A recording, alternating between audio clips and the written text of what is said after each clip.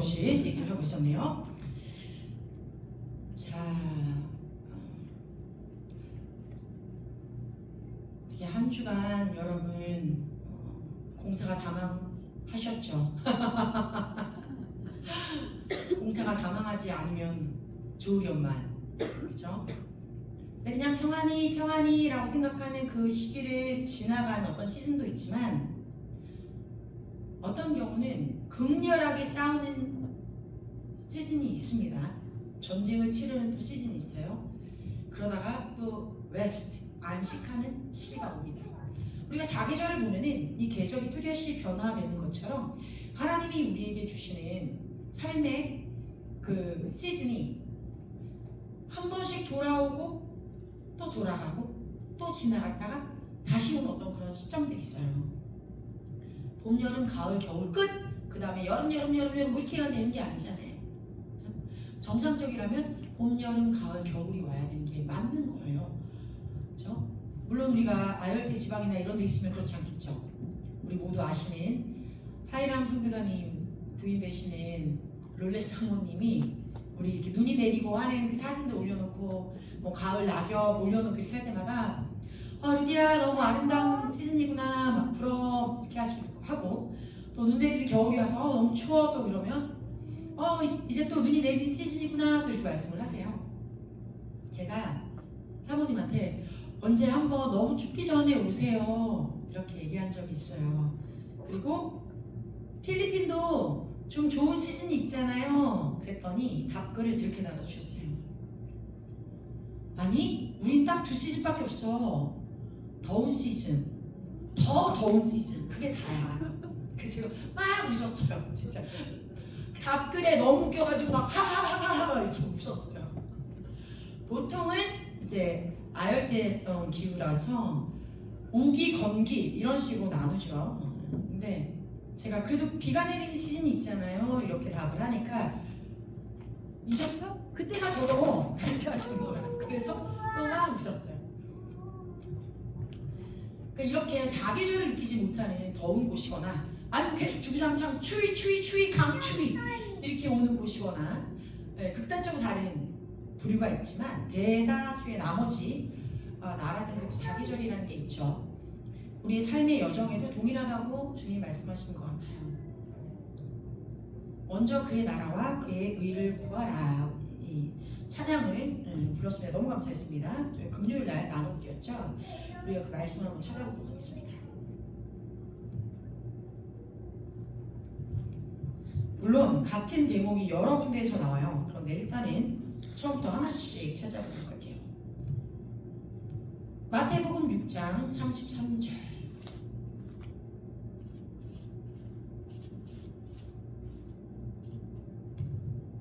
다 같이 읽어볼게요. 마가복음 6장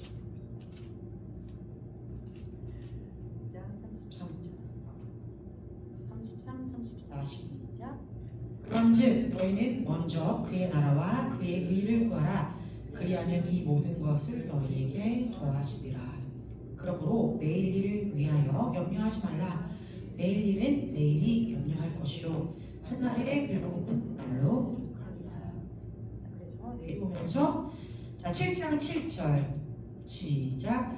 구하라 그리하면 너희에게 주실 것이요 찾으라 그리하면 찾아낼 것이요 문을 두드리라 그리하면 너희에게 열릴 것이니 구하는 이마다 받을 것이요 찾는 이는 찾아낼 것이요 두드리는 이에게는 열릴 것이니라. 아멘. 그리고 마태복음 7장 7절을 막 읽었고 누가복음 12장 31절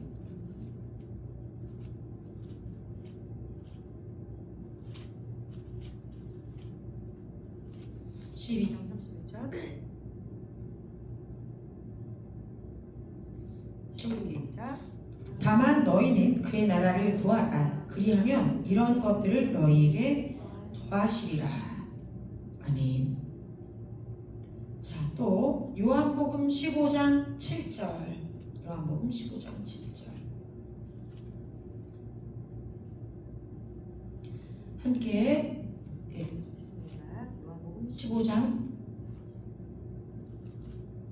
7절. 자, 7절부터 조금 더 내려가면서 읽을 거예요. 시작. 너희가 내 안에 거하고 내 말이 너희 안에 거하면 무엇이든지 원하는 대로 구하라. 그리하면 이루리라. 너희가 열매를 많이 맺으면 내 아버지께 영광을 받으실 것이요 너희는 내 제자가 되리라. 아버지께서 나를 사랑하신 것 같이 나도 너희를 사랑하였으니 나의 사랑 안에 거하라. 내가 아버지의 계명을 지켜 그의 사랑 안에 거하는 것 같이 너희도 내 계명을 지키며 내 사랑 안에 거하리라. 내가 이것을 너희에게 이름은 너희 기쁨을 충만하게 하려 함이라. 내 계명은 곧 내가 너희를 사랑한 것 같이 너희도 서로 사랑하라 하는 이것이니라. 아멘. 자, 그리고 나니까 16절에 또 동일하게 이렇게 말씀하십니다. 시작. 너희가 나를 택한 것이 아니오 내가 너희를 택하여 세웠나니 이는 너희로 가서 열매를 맺게 하고 또 너희 열매가 항상 있게 하여 내 이름으로 아버지께 무엇을 구하든지 다 받게 하려 함이라. 내가 이것을 너희에게 명하면 너희도 서로 사랑하게 하려 함이라. 아멘. 자, 그래서 끝으로 갑니다. 26절 시작. 내가 아버지께로부터 너희에게 보내 보혜사 곧 아버지께로부터 나오시는 진리의 성령이 오실 때에 그가 나를 증언하실 것이요 너희도 처음부터 나와 함께 있었으므로 증언하느니라. 아멘. 자, 이 뒤에 보면은 야고보서 1장 5절에 이런 말이 있어요. 야고보서 1장 5절. 오늘은 좀 많이 찾죠. 예.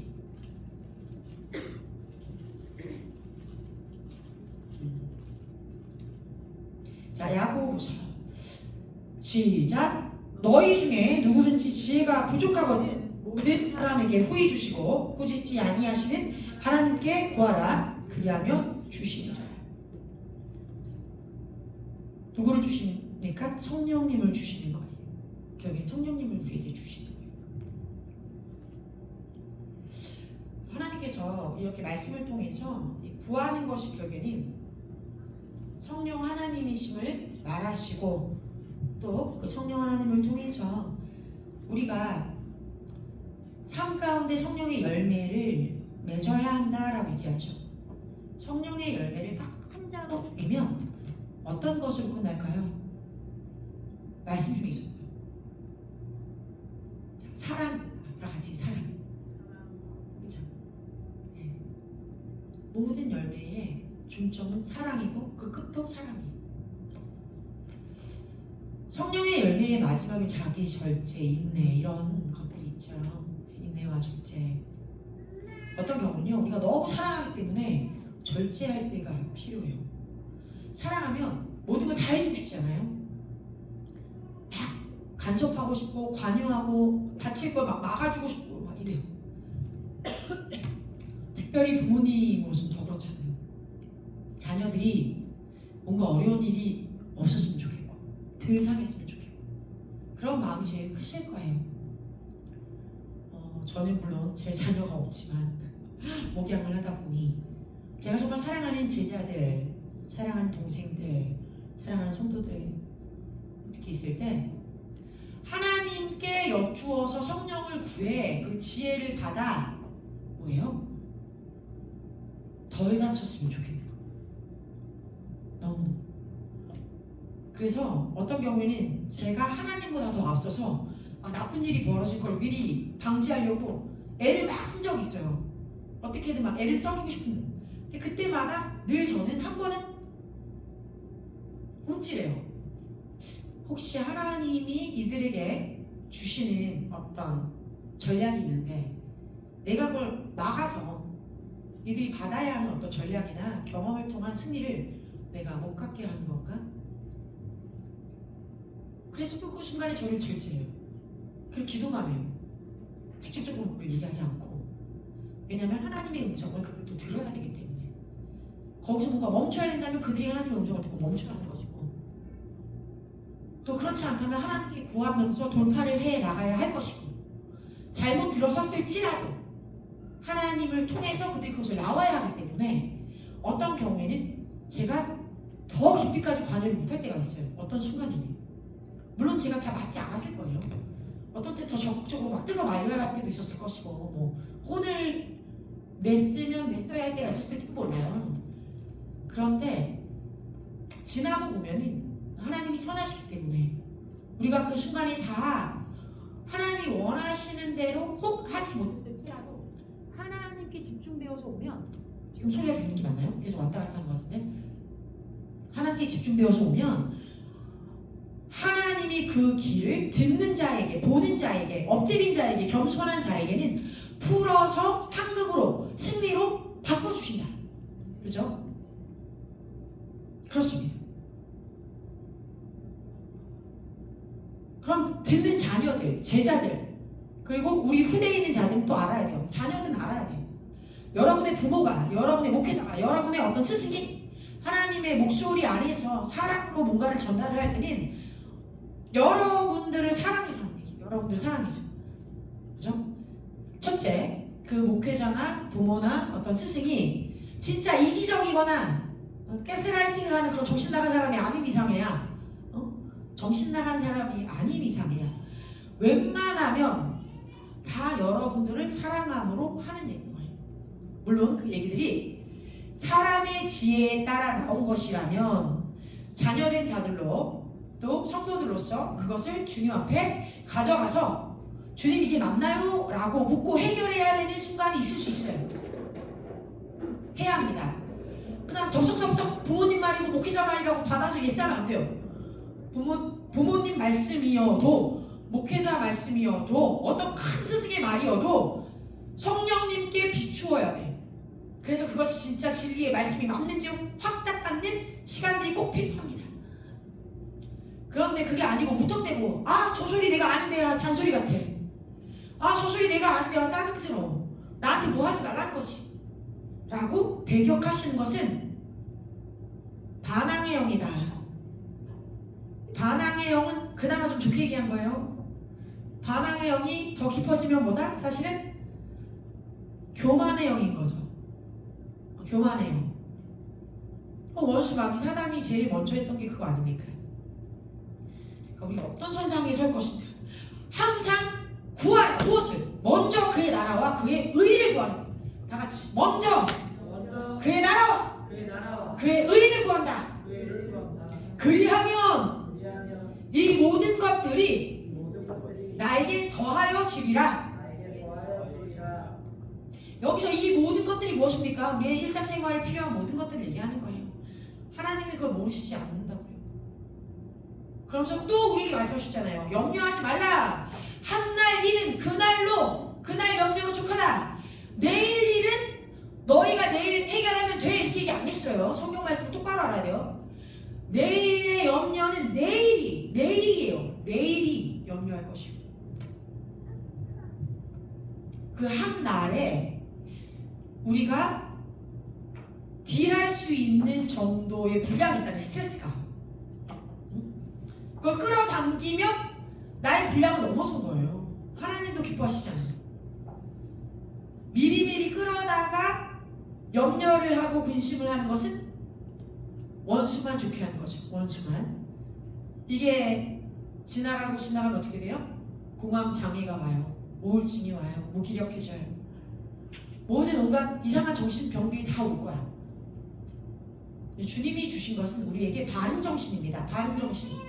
Sound mind. 바른 정신. 온전한 정신. 바른 소리를 낼 수 있는 사고. 우리가 하나님의 음성을 전달해야 하는데 어느 때보다도 중요한 시점에 와 있어요. 이번 달이면 키슬레브월이에요. 다 같이 키슬레브. 아이고 소리가 작네. 키슬레브월입니다.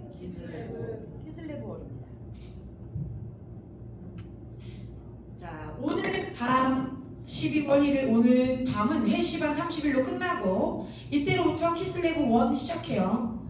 그리고 나서 31일 12월 31일 정확하게 키슬레브가 끝나요. 참 이렇게 한 달을 딱 시작해가지고 바로 끝나니까 너무 감사하네요. 세기도 좋고 기억하기도 좋지 않아요? 자, 이 키슬레브월은요, 우리가 다 알듯이 하누카 수전절이 포함되어 있습니다. 감사합니다. 네, 이 마이크가 이렇게 왔다 갔다 하는지 몰랐는데 그랬네요. 자, 이번 때는 이 수전절 하누카가 너무나도 재미나게 크리스마스랑 딱 맞춰서 시작되죠. 그래서 성탄절이 키슬레브 24일 그러면서 25일이 그러면서 26일 하누카 1일이 되는 거예요. 성탄절 밤부터 26일이 수전절 1. 그래서 우리가 수전절을 8일을 세면 1월 2일까지 갑니다. 1월 2일까지가 수전절이에요. 하누카. 8일간의 기적이 일어나죠. 하누카에 대해서는 여러 번 나누었고 또 다다음 주에 15일에 제가 오전에 좀 나눌 거예요. 그러니까 여러분들 아시면 되고요. 이 키슬레브월에는 빛과 어둠의 능력이 어떻게 상충하는지를 보여주는 달입니다. 영원한 빛의 능력이 이 땅을 덮고 있는 어두움을 물리치고 선이 악을 이기는 달을 의미해요. 함께 얘기할게요. 이 땅을 덮고 있는 어두움을 성령의 빛이 강력히 비추어 어두움을 물리치고 악함을 선으로 이기는 달. 네, 그렇습니다. 제가 이 키슬레브월에 대해서 하나님의 나라와 하나님의 뜻을 구하면서 하나님의 시기, 하나님의 시즌에 대해서 조금 더 나눠보도록 하겠습니다. 신명기 11장 12절에 보면 그곳은 여호와 너희 하나님께서 돌보시는 땅이요 여호와 너희 하나님의 눈이 연초부터 연말까지 항상 함께 하시는 땅이다 라는 구절이 있어요.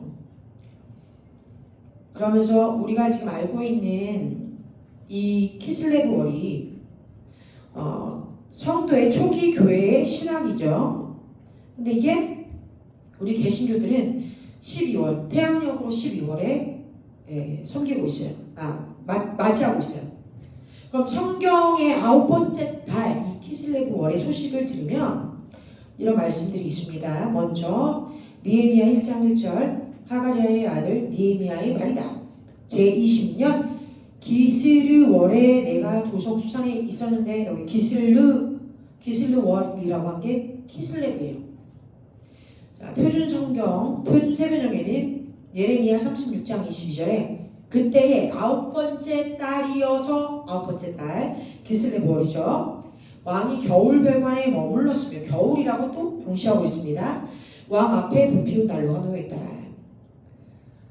자, 9번째 달 9라는 숫자가 의미하는 것이 무엇인가요? 말씀 초반에도 얘기했는데 열매잖아요. 열매. 네. 제가 성령의 열매에 대해서 잠깐 얘기했잖아요. 제가 여러분한테 막 던지는 게 아니고 말씀을 던지는 게 아니고 분명한 흐름이 있습니다. 귀를 쫑긋 앞에 여러분들이 드린 말씀에 모든 것에 대한 해답이 다 있어요. 그래서 9번째 달, 즉 성령의 열매가 나타나야 하는 달이에요. 다른 말로 하면 열매를 뜻하는 달이기 때문에 정확히는 성령의 열매만이 아니라 어떤 것이든지 우리가 쏟아 부었던 것에 대한 열매들이 드러나게 돼요. 내가 지식을 추구하였다면 지식에 대한 열매가 어떤 지식? 세상적인 지식이냐? 아니면 하나님을 따르는 하나님의 말씀을 따르는 지식이었는가? 그죠? 내가 육신의 정욕을 따르는 것들을 많이 심었는가? 그럼 그것에 대한 열매들이 나올 거예요. 좋은 것을 아무리 바꿔도 내가 열심히 운동을 했어. 그러면 운동에 대한 열매가 있는 것처럼 몸이 건강해지는 것처럼 영과 혼과 육에도 그러한 열매들이 각각의 다른 방향, 양방의 것들이 나온다는 거예요. 진짜 우리가 네가티브하게 하나님께 사로잡히고 순복되지 않은 혼적인 활동으로 계속 심었으면 혼적인 활동에 대한 열매들이 나타나는 거예요. 이 12월에 이 9번째 달에 우리가 한 해의 그러니까 컨스탄틴역으로는 한 해의 마지막이면서 우리가 한 해를 끝내고 또 새해를 봅니다 이렇게 하죠. 그런데 성경적으로는 열매이기 때문에 이때가 우리에게 주는 의미가 있는 거예요. 어떤 열매를 여러분들이 먹을 것인가. 그래서 내가 추수한 것을 내가 먹게 돼 있게 되니까 혹여라도 우리의 삶에 추수하기 원하지 않는 부분들이 생각해보세요. 있을 거예요. 내가 너무 게을렀다? 게으른 것에 대한 열매는 무엇일까요? 가난이요, 핍절이요. 그쵸? 근데 그게 실질적으로 재정에만 관련된 게 아니에요. 우리의 혼에 하나님의 말씀을 더 먹이지 않았으면 내 혼이 가난하고 핍절해요. 그럼 그 혼이 어떻게 발현할까요? 스트레스로 발현해서 몸이 많이 아파요. 저한테 하는 소리 같아요. 회개가 나와요. 여기저기 염증 수치가 높고 이럴 때 뭐 한 거예요? 쓰잘데기 없는 음식들을 많이 먹고 혼적으로도 쓰잘데기 없는 것들 많이 넣어서 그죠? 몸이 아픈 거예요. 네, 뭐 사고를 얘기하거나 이런 게 아닙니다. 모든 것이 그렇다는 게 아니라 영적 원리에 대해서 얘기하고 있는 것이기 때문에 그런 부분들이 있다. 제가 무엇을 하고 있을까요? 디톡스를 해야겠죠. 디톡스. 식이요법을 해야겠죠. 뭐 하는 거예요? 회개하는 거예요. 회개. 주님 앞에 엎드리는 자에게는 늦은 때가 없습니다. 은혜를 부어주신 하나님 엎드리겠습니다. 나를 용서해 주십시오. 제가 쓰잘데기 없는 것들을 심고 그것들에 욕심을 내었습니다. 음식도 잠도 내가 바라보는 무엇도 내가 배우는 무엇도 하나님의 진리에 딱 맞춘 것이 아니라 그것에서 비껴나간 것들을 많이 했습니다. 주님 용서해 주십시오. 자, 성경에 보면 명확하게 죄라고 명시된 것들이 있고요. 죄는 아닌데 우리에게 이익이 되지 않는 하등의 이익이 되지 않는 것들이 있어요. 그렇다면 우리가 장성하면 장성할수록 죄는 아닌데 그래도 그냥 우물쭈물 꾸무정 이렇게 갖고 있는 것들이 점점 끊어지고 뽑혀지고 사라져야 되는 게 맞습니다. 그 장소에 하나님의 것들을 세우는 것이기 때문에 하나님의 것들을 심어서 하나님의 것들에 대한 성령의 열매를 우리가 먹고 마시고 누려서 이것이 우리의 혼에 그리고 우리의 육신에 우리의 삶에 그렇죠? 우리의 관계에 강력하게 아름다운 빛으로 나타나야 하는 추수의 때이기 때문에 나와야 하는 것이 맞아요. 주님의 것들이 이렇게 염두에 두세요. 그래서 말씀드렸어요. 2025년 페이헤이 85 페이헤이 성령의 바람 성령의 호흡 익스포저 모든 덮여져 있던 것들이 드러나는 해. 그래서 어두운 것들이 드러나고 하나님의 바람에 어떻게 해요? 겨들 불필요한 것들 껍질들 알곡이 아닌 것들 실하지 않은 것들은 다 날아간다. 주님이 채치시는 그곳에서 다 날아가요.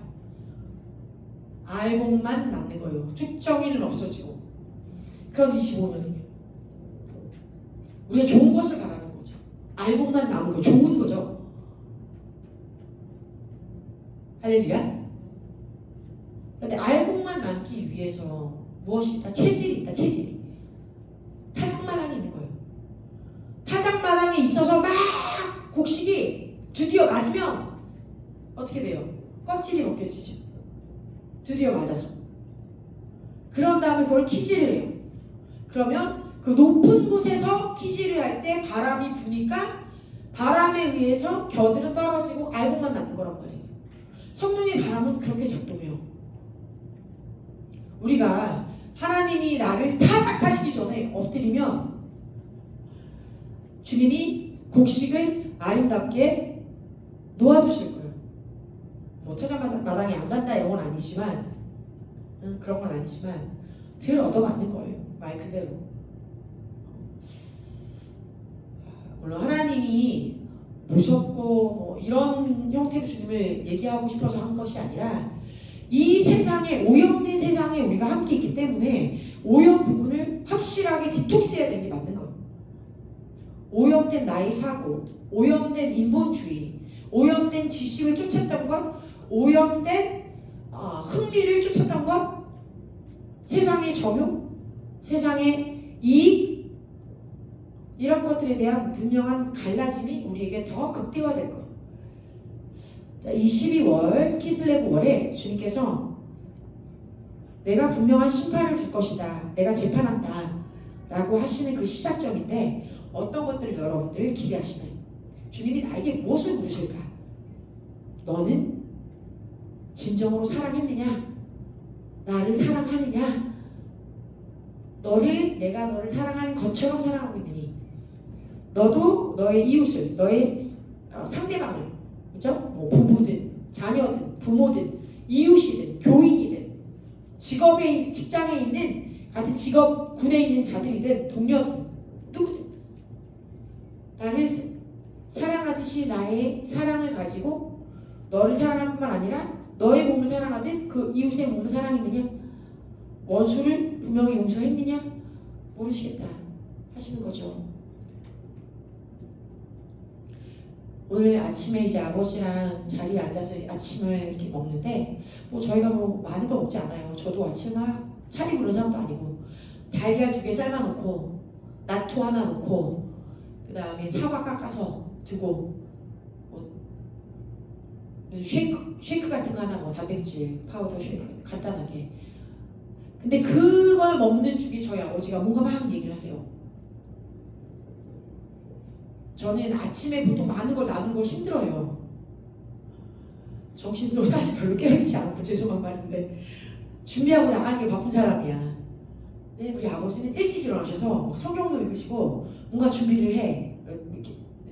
보통 컨디션이 좋으실 때에는, 너무 안 좋으실 때는 늦게 주무시고 늦게 겨우겨우 일어나시는데 컨디션이 좋으실 때는요 딱 일어나셔가지고 성경 읽으시고 샤워하시고 밥 딱 차려서 드시고 나가세요.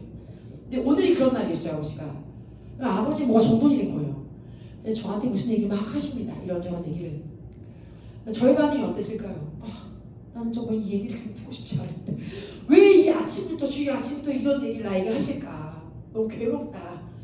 어젯밤에 했으면 좋잖아. 이런 거. 항상 그런 어려움이 있어. 나한테 밤에 얘기해줘요. 그리고 나서 밤에 기도하고 잘 이렇게 마무리하고 자면 좋겠어. 근데 그 긴 밤을 아버지는 홀로 딴 거 하면서 지내시다가 꼭 이 아침에 나는 내 마음을 이렇게 돌이키고 싶을 때 뭔가 막 얘기하니까 짜증이 막 올라와. 좋게 예배 드렸으면 좋겠다고 이러는데 부글부글. 그러면서 그래요 또 루디야, 하나님의 사랑으로 아버지를 사랑하고 있니? 사랑은 개뿔 주님. 제가 아무것도 없는 것 같습니다. 그냥 들어만 드리는 것도 힘듭니다. 나에게 사랑이 없어 막 이러면서 속으로 또 막 부글부글 주일을 예비할 지금 준비가 안 됐구나 막 이러다가 나와요. 날 용서하여 주십시오. 아라라바라바라. 그때부터 갑자기 막 한번에 야라바라바라바라. 내가 준비가 안 돼가지고 너무 깨달은 거죠. 저 준비가 돼 있는 줄 알았는데 준비가 안 돼 있었던 거예요. 마음의 상태가. 나를 알게 해주셔서 막 기도하는 거예요. 이 예배에 주님을 더 깊이 찾아야 이런 거예요. 아버지가 어떤 걸 나누실 때 제가 느껴요. 아버지가 나한테 엄마 같은 어떤 걸 기대하시는 거구나. 어머니는 아버지에게 엄마 같은 존재였으니까 아내였지만 엄마 같은 존재였어요. 무슨 얘기하면 다 들어주시고 같이 기뻐해주고 즐거워해주고 또 어떤 조언도 되게 적시에 딱딱딱 해주시고 마음에 안 드는 걸 막 얘기하면 또 어머니가 그걸 또 풀어도 들으시고 이렇게 하신 거란 말이에요. 그러니까 어머니의 그런 컴포트 해주시는 안정감을 주고 위로하고 격려하는 그런 것들을 아버지가 너무 원하시는데 저는 솔직히 아버지의 아내도 아니고 엄마도 아니잖아요. 난 딸이라고. 딸. 내 나이가 지금 이래도 딸이라고. 근데 딸인 나한테 자꾸 어머니 같은 무엇인가를 요구할 때 승질이 나는 거예요. 제가 막 내가 딸이라고 말면서 좀 그걸 나한테 요구하지 마 말면서 막 올라와요. 그래서 깨달아요. 에휴 진짜 네가 무슨 목회자라고. 그죠? 이게 무슨 상관이야. 나의 아버지가 그걸 원하고 그냥 해드리면 되지. 그래요 그냥 맞장구 쳐드리면 되지. 그러셨구나. 아빠 힘드셨죠. 아버지 잘했네. 오늘 잘 하실 것 같아요. 와 이렇게 그냥 요 몇 마디 해드리면 되는데 이러면 그냥 끝인데 우리 아빠는 정말 제가 그게 너무 싫은 거예요. 막 부글부글 왜 내 안에 갇혀 있어서 나도 내 안에 갇혀 있어서 주님이 말씀하시는 거죠. 루디야 네가 아직 나한테 그 부분을 또 내놓지 않고 네가 붙들었다. 그 감정 네 거 아니라고 하고 나한테 줘놓고 또 언제 가져갔니? 어? 이제 그건 쓴뿌리도 아니야. 내가 쓴뿌리까지 다 뽑았어. 이미 치유 다 했어. 근데 왜 자꾸 가지고 가니? 이러는 거지. 제가 아는 거죠. 아 내가 분명 쓴뿌리에서 해방받는 게 맞는데 내가 저 어디 갖다 버린 짐을 또 찾아왔어. 소멸에 불을 말려놓고 불에 타버리기 전에 가지고 왔어. 그리고 막 껴안고 있는 거야. 난 딸이라고요 하는 거죠. 성령님이 참 저를 보시면서 뭐라고 하실까요? 답답해 하시겠죠. 이 딸이 참 왜 이럴까요?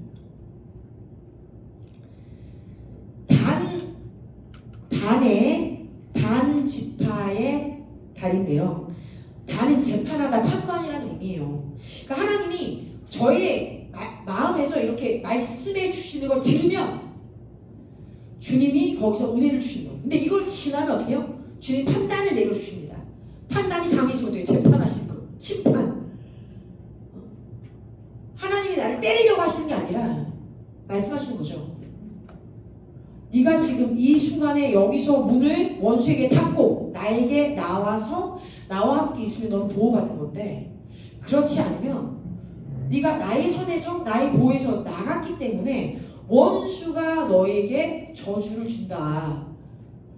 너에게 불이익을 가져다 준다. 너를 아프게 한다. 그런데 여기서 내가 너를 보호할 수 있는 보호막이 없다. 그것이 내가 너에게 해줄 수 있는 말이다. 이건 거예요. 하나님이 뭐 우리를 판단하시고 재판한다고 해가지고 드디어 패고 이런 게 아니라는 거예요. 하나님의 백성인 우리에게는, 하나님의 자녀된 우리에게는 그런 게 아니라는 거예요. 또한 때로는 하나님이 우리를 교정하시죠. 교정은 무엇입니까? 이때 안 하면 우리가 원수한테 완전히 먹혀버리니까 교정하시는 거예요. 훈육하시는 거예요. 훈육을 하지 않는 부모는 진짜 부모가 아니에요.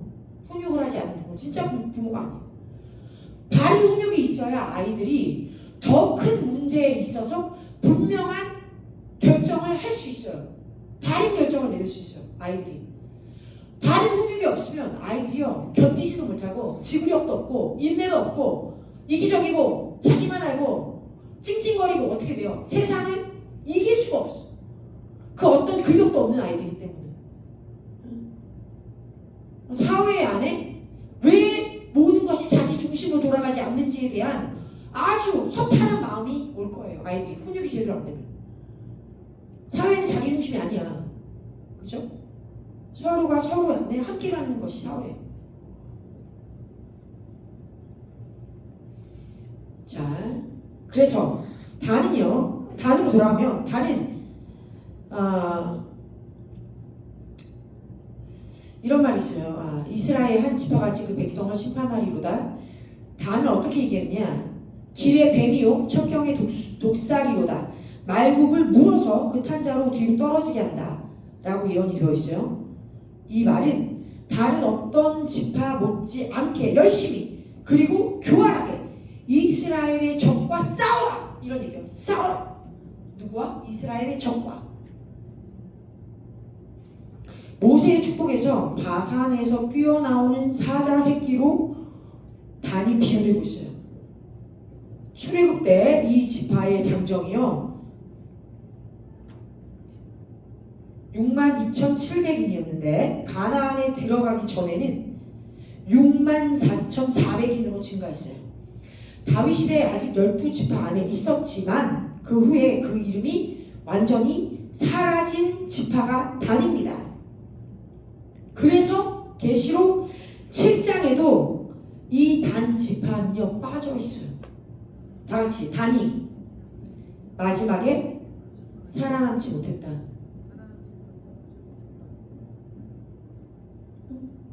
불운의 지파예요. 어떻게 보면 불운의 지파.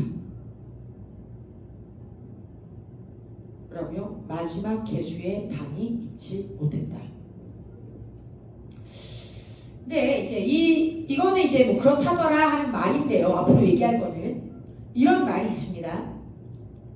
아마도 적그리스도가 출생한 족속이고 또는 가장 먼저 우상 숭배로 타락한 족속이므로 제외되었을지도 모른다 라고 얘기해요.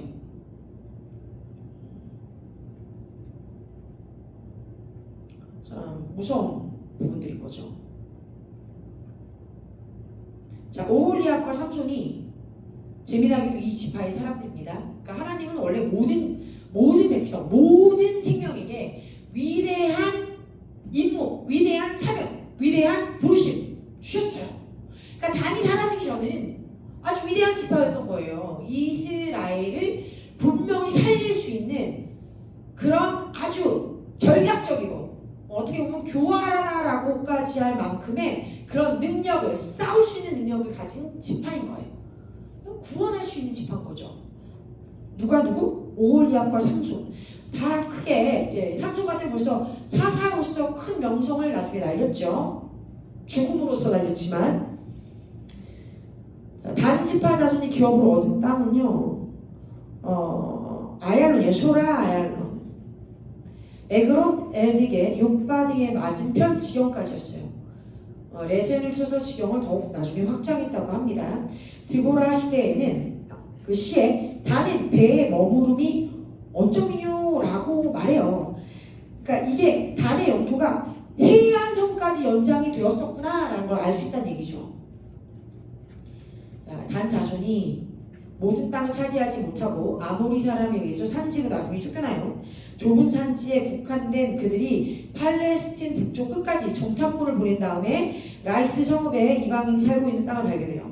그들은 거기에 이제 원정하여 이를 포위하고 주민을 도륙하고 재건해서 새로이 단이라고 이름을 명명합니다. 이것이 여호수아 19장 47절, 차사기 18장에 나와요. 신명기 33장 22절의 비유를 보면 평화적이고 경비도 없는 라이스 거민을 단 자손 600명이 기습해요.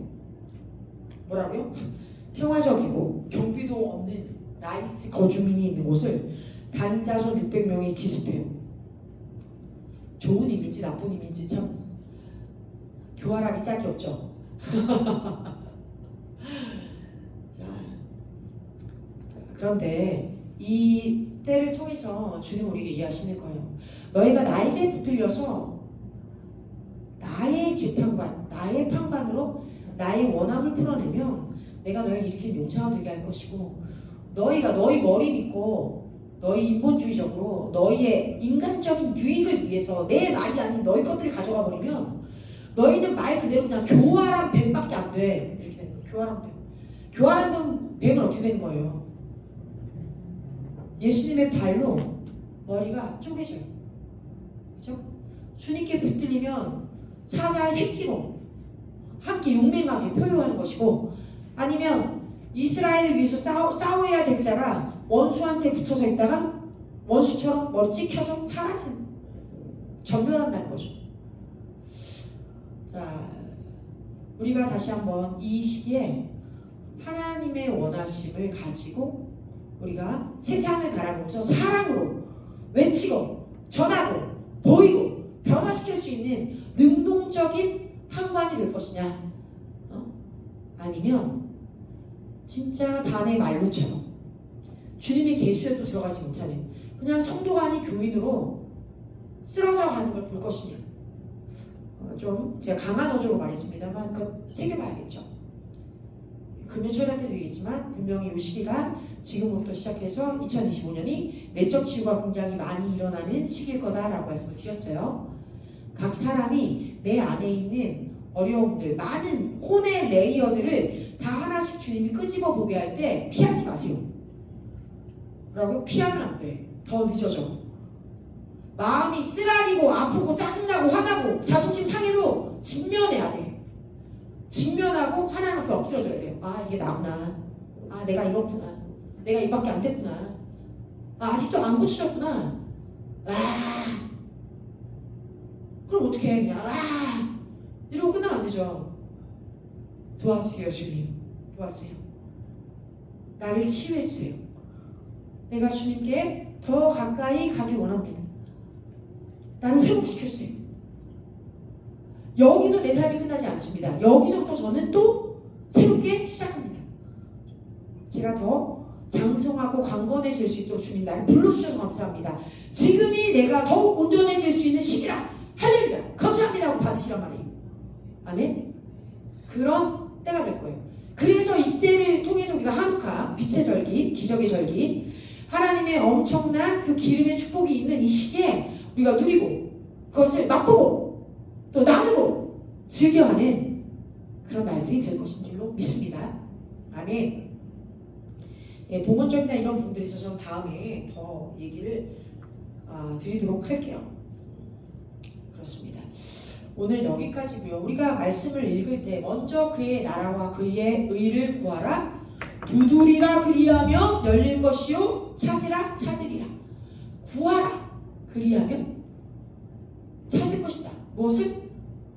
하나님의 나라와 하나님의 뜻을, 성령 하나님을 더 구하는 거예요.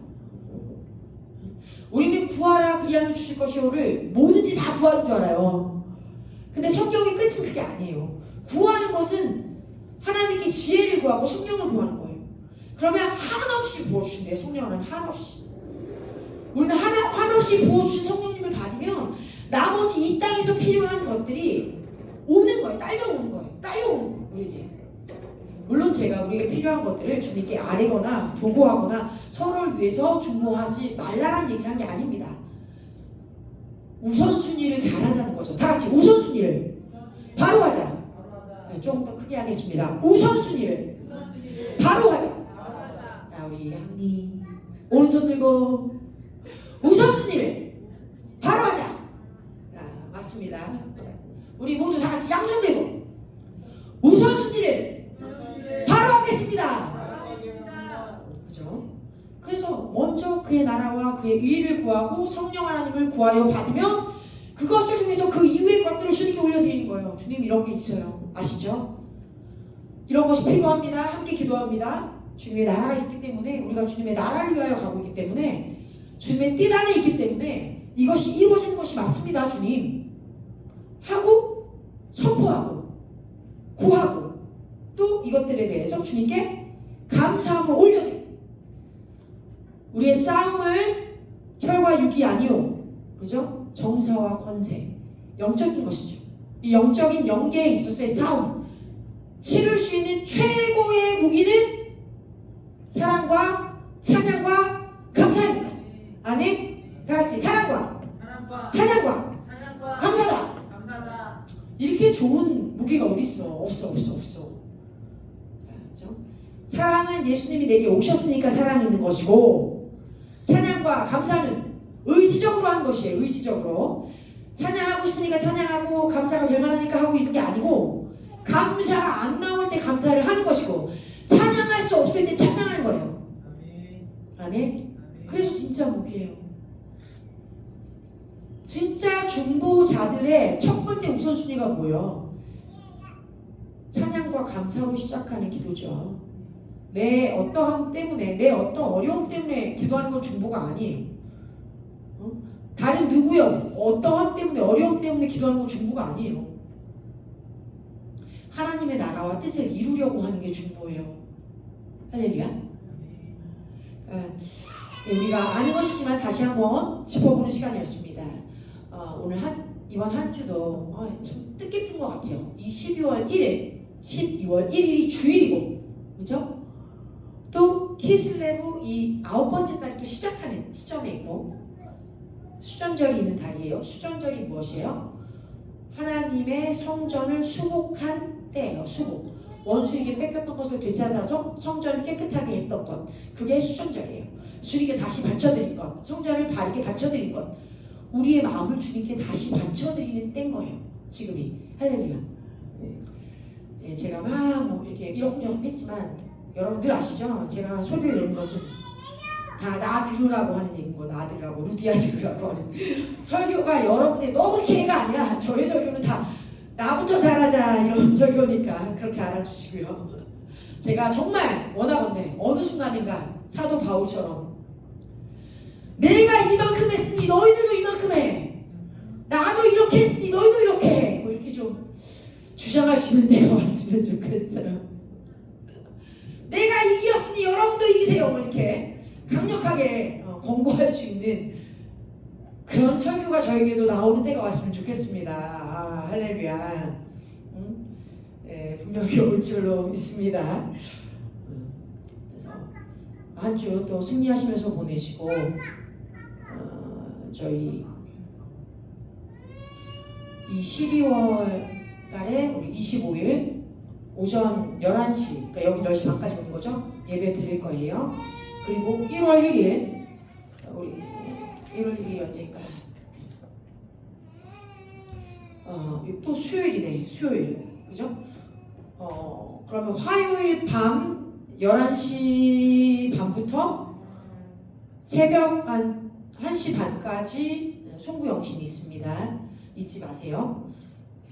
예배팀은 여기 11시 10분까지는 와야 돼요. 늦어도 11시 10분까지 늦어도. 네, 감사드립니다. 함께 기도하겠습니다. 아빠 하나님 감사합니다. 진실로 우리가 먼저 당신의 나라와 당신의 뜻을 구하길 원합니다.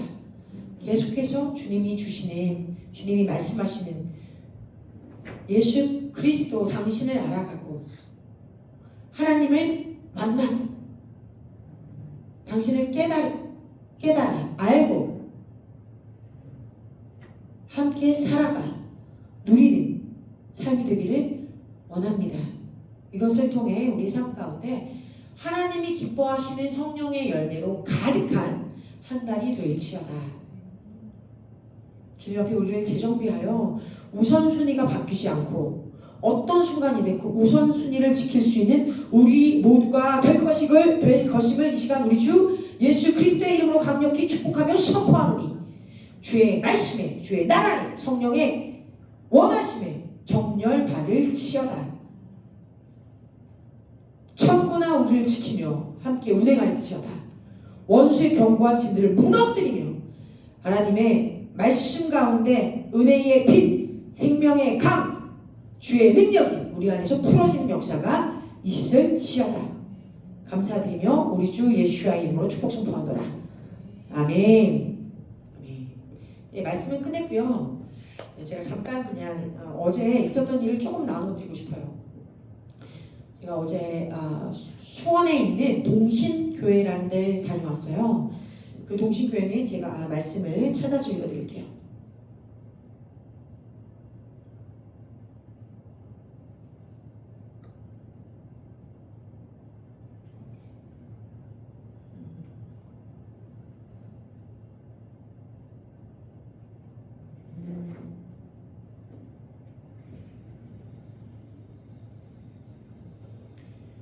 예, 동신교회는요 1909년에 찍은 귀한 사진이 한 장 있어요.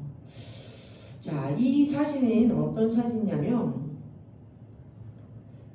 이 노리마스 시고쿠라는 분이 계시는데 목사님이십니다. 북서부 출신이에요. 일본 북서부. 그래서 사무라이 집안의 장남이었어요. 가나가와 현청 공무원으로 살아가던 중에 일본 최초 개신교회인 요코하마 카이간 교회 성도였던 노자매 집에서 하숙을 하다가 이 교회에 출석을 합니다. 그렇게 세상을 살게 된 노리마스는 장래가 보장된 관직을 버려요. 그리고 메이지 학원 대학 신학부에 입학합니다. 그때부터 주의 종의 길을 걸어요. 그렇게 재학을 하던 중에 니움바시 교회에 파견돼서 설교 담당자로 헌신하는데 이때 영국인 선교자 H.G. 브랜드를 만나 신앙의 노선에 변화를 겪게 됩니다. 그러면서 이분을 통해서 여러 일들을 맛보게 되는데 이 노리마씨가 니가타현 호족집에 기거하다가 전도 활동을 하는데 그때 그 집에서 우리나라 분인 박영효라는 분을 만나요. 한국 선교에 관심을 가지게 돼요. 박영효는 김옥균과 함께 갑신정변에 실패하고 일본으로 망명하던 중이었어요. 그러니까 이 일본으로 망명한 사람이 일본의 기독교인을 통해서 예수님을 접하게 됐다라는 얘기예요.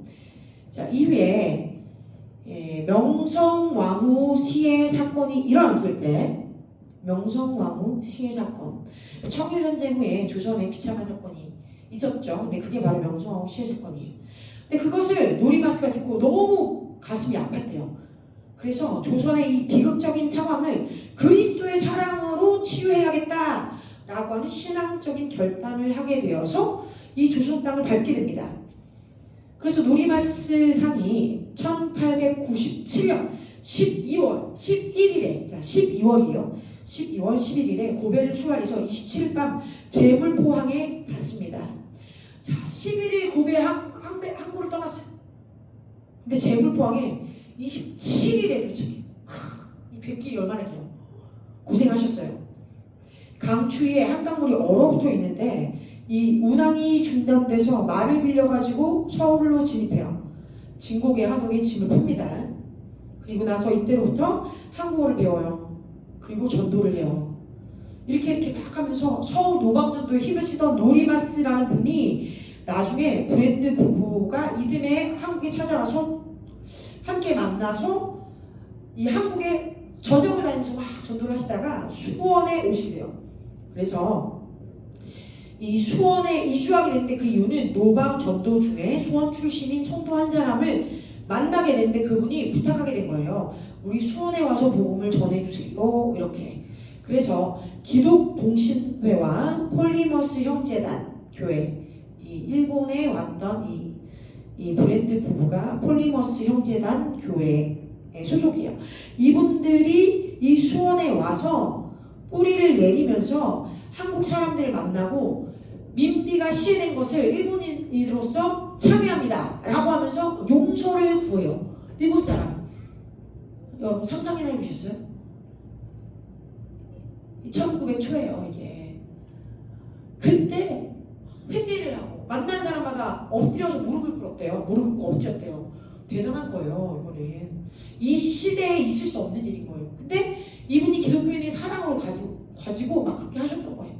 나중에 이제 이 노리마스 분이 이제 나중에 노리마스 목사님이 되시면서 어떻게 됩니까? 이곳에 교회를 세우게 된 거예요. 그래서 한국에서 늦은 나이가 됐지만 사토라는 분을 만나 결혼을 해요. 또 장남 유신호부를 서울에서 얻어요. 8월에는 수원에서 전도를 결심하고 4개월 된 아들을 안고 걸어서 서울에서 수원으로 이사했어. 그래서 9월 1일 수원에 정착한 지 한 달도 안 돼서 노리마스가 한국에서 첫 열매를 맺었다는 편지 내용이 나옵니다. 한 사람을 침례를 줘요. 침례를. 그래서 한 분이 정자 아래 폭포수 밑에 내려가서 침례를 받고 주의 이름으로 구원을 받았다 이런 이제 서신이 있습니다. 근데 이제 이분이 나중에 보릿고개가 오고 막 이러면서 이 서울 또 수원 경기 지역 다 너무 어려워져가지고 결국에는 이제 몸이 안 좋아서 죽습니다. 나중에 죽어요. 이분들이 다 고생하고 죽어요. 너무 힘들게 죽어요. 어렵게 이렇게 살아가요. 그런데도 끝까지 이 땅을 버리지 않고 아무튼 사셨어요. 그러니까 순교했다고 봐야 돼요. 부인은 결혼 10년째 폐렴으로 투병하다가 죽었어요. 그리고 가난한 전도자로서 정말 뭔가 더 할 수 없을 때까지도 끝까지 이 땅을 버리지 않고 살아가게 됩니다. 제가 자세한 건 여러분들 보내드릴 거예요. 이분이 어쨌건 한국에서 이렇게 정말 부인을 잃고 가난 때문에 자녀들도 잘 키우지 못하고 참 어려운 일을 겪었는데 그래도 우리나라를 사랑함으로 버리지 않고 끝까지 이 땅에 빚진 자의 마음으로 먼저 중보 회개를 했던 놀라운 분이세요. 그 교회가 아직도 손에 남아 있습니다. 그리고 그분의 먼 후손이 우리가 알고 있는 미치오 사모님인 거예요. 감사하죠? 놀랍죠? 그분이 또 이제 한국 목사님과 결혼해서 하나가 되는 그런 역사적인 부부가 된 거죠. 감사합니다. 두 분이 같이 이렇게 다니시면 목사님이 일본어를 계속 쓰시면서 통역을 다른 분들 게스트 스피커들 해드리잖아요. 사람들이 너무 신기하게 목사님이 일본 사람인 줄 알아요. 사모님이 한국 사람인 줄 알아요. 말 안 하고 가만히 있으면. 그래서 우리가 두 분이 바뀌었다고 말 얘기를 하는데, 그죠? 한국을 사랑한 일본인, 일본을 사랑한 한국 목사님. 그러니까 이 두 분이 서로가 서로의 나라를 닮아가는 그런 조화로운 일들이 있습니다. 어제 거기를 잠깐 다녀왔어요. 여러 혼선 가운데 다녀왔는데 거기서 또 느낀 바가 뭐냐면 진짜 동풍, 하나님의 동풍이 일본에서부터 더 불어와서 이제 나중에 이스라엘은 예루살렘까지 가게 될 것이다. 그래서 이것을 가지고 마폴로니아라는 분이 얘기를 했는지 어떤 분이 얘기했는지 정확히 모르겠어요. 근데 어떤 예언자분이 우리나라에 와서 이렇게 얘기를 하셨대요. 일본과 한국과 중국은 마치 한 자루의 총과 같아서 일본이 트리거를 쏘고 방아쇠를 당겨주고 그러면 공이 한국이에요. 한국. 우리가 공이 되어서 공치기가 되어서 그죠? 안에 총알을 쳐주면 그 총알 복음이죠. 부흥의 씨앗이 총구되는 중국을 통해서 관통해서 나가서 이스라엘에 갈 것이다. 이렇게 표현을 하셨대요. 너무 멋진 말이지 않아요? 정말 제대로 말했다고 생각을 해요. 제가 아까 그래서 그 총구 그거를 나한테 좀 보내라고 이렇게 얘기를 한 거예요. 그러니까 이제 호인이가 이제 저한테 보내줬는데 정확하게 그 부분을 얘기하면 공이 해머,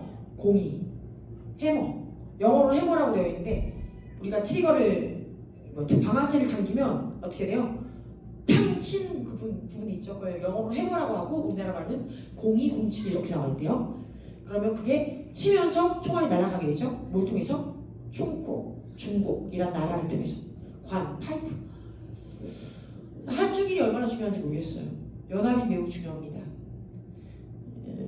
실질적으로 과학적으로요, 약 70%의 비율로 한국인과 일본인이 섞여 있다고 해요. 그죠? 일본이 남의 나라가 아니에요. 남의 나라. 일본과 우리가 되게 많이 섞여 있어요. 또 우리도 중국인들이랑 유전자를 비교해 보면 우리도 중국인들이랑 되게 많이 섞여 있어요. 이게 안 섞였다고 말할 수가 없고, 얼마나 많은 중국인들이 내려왔으면, 또 얼마나 많은 일본인들이 여기 또 갔으면, 나중에 또 반대쪽으로 왔고, 이게 너무 많이 섞여가지고 서로 우리 한민족이 어쩌네 하지만 결국에는 서로 많이 얽혀 있는 거예요. 근데 이게 사실 하나님 나라에는 온 인류가 다 아담의 후손이기 때문에, 결국엔 다 아담의 후손이기 때문에 너네 나네 할 거 없어. 우리가 어디 올라가다 보면 크기는 어디하고도 막 맞추고 이런 거 너무 많거든. 이게 이상한 게 아니죠. 내가 하고자 하는 얘기는 이거예요. 주 예수 그리스도의 이름으로는 그 어떤 나라의 경계도 없어요. 그러나 우리가 이 땅에 있을 때는 명확한 경계가 있어야 돼요. 나라로서는 나라로서의 명확한 지경이고 경계가 있어야 돼요. 나라의 헌법이 있어야 되는 게 맞아요. 무조건 그걸 지켜야 돼요. 그러나 우리가 하나님의 나라에서 바라보는 시각에 있을 때에는 영혼을 바라보는 거예요. 그래서 영혼을, 불법을 저지르라는 게 아니라 영혼을 바라보고 우리가 도울 수 있고 도움을 받을 수 있고 또 함께 할 수 있는 그런 형제 되었다라는 거, 몸된 교회라는 점을 잊지 않았으면 좋겠습니다.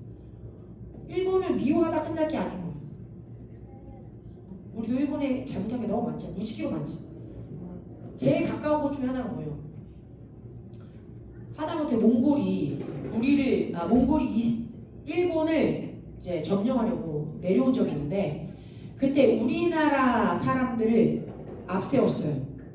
그때는 징기스칸이 다 말 켜야 되니까 몽골이 우리를 앞세워서 내려왔어요. 일본을 이제 점령하려고. 그때 일본인들을 제일 잔혹하고 참혹하게 죽인 게 우리나라 사람들이에요. 몽골 사람들이요. 이해돼요? 이런 끔찍한 일들이 계속 반복되는 거예요. 가야국 사람들이 일본에 갔을 때 거기에 있었던 거주민들을 싸그리 죽이죠. 백제가 그 땅에 갔을 때 또 우리가 신처럼 군림했을 때였기 때문에 철기 문화, 청동 문화 이런 문화가 있을 때 우리 너무 월등히 뛰어난 그런 나라였기 때문에 되게 얕잡았죠. 밟고 다녔대. 말 그대로 그 사람들 밟고 다녔대. 일본 사람들. 그러니까 이런 역사를 모를 수 없어. 모르고 있어서도 안 되고 알아야 돼요. 서로가 서로에게 잘못한 게 있다는 걸 알아야 되는 거예요. 그러니까 나만 맞고 너는 틀리고 나는 피해자고 너는 우리를 가해한 가해자야. 이건 없는 거야. 역사에 없는 거야. 서로가 서로에게 그런 거지. 누구도 자유롭지 못하다. 항상 그래서 이 피해자 코스프레 그만하고 우리도 우리의 잘못을 인정하고 용서를 구해야 합니다. 그리고 그들도 우리에게 용서를 많이 구했어요. 일본 사람들은 솔직히 우리도 그들에게 대해서 용서를 구하고 또 용서를 받아주고 연합하는 그런 한 해가 될 거라는 감동이 강합니다. 더 연합될 거예요. 주님 안에서. 그러면서 부흥의 불길이 더 타오를 것입니다. 마지막으로 이제 이 말씀을 다음번에 하려고 했는데 하나님의 보좌로부터 흐르는 건 두 개예요. 하나는 생수의 강, 또 하나는 불의 강. 불의 강. 불의 강에 대해서 잘 들어본 적이 없죠. 근데 불의 강이 흘러요. 이 불의 강이 화염검이라고 해서 에덴 동산의 천사들로 화염검으로 불렀죠. 이제 같은 맥락인 거예요. 그 불의 강은 생수의 강과 함께 흘러요. 우리 이 땅이 성에 불가능하지. 물과 불이 섞일 수 없으니까. 근데 그렇지 않아. 천에서는 물과 불이 다 섞일 수 있어. 다 근본은 하나님이시기 때문에. 하나님의 사랑의 불은 그 물 가운데 있어도 꺼지지 않고 그 물은 그 불 가운데서 사라지지 않아요. 엑기스가 같은 하나님이시기 때문에 우리가 이거를 가지고 있어야 돼요. 그래야 하나님의 사랑의 불로 원수를 공략하고, 그죠? 원수를 죽이고 사람을 살리고, 생수의 강으로 메마른 곳에 하나님의 생명을 자라나게 하고 부욕해 하는 그런 역사가 더 강하게 일어날 거라는 거예요. 예배는 마쳤지만 아무튼 여러분들 꼭 전하고 싶었어요. 이 시간에 주기도문으로 마치도록 하겠습니다. 하늘에 계신 우리 아버지, 아버지의 이름이 거룩히 여기심을 받으시오며 아버지의 나라가 임하옵시며 아버지의 뜻이 하늘에서 이루어진 것 같이 땅에서도 이루어지다.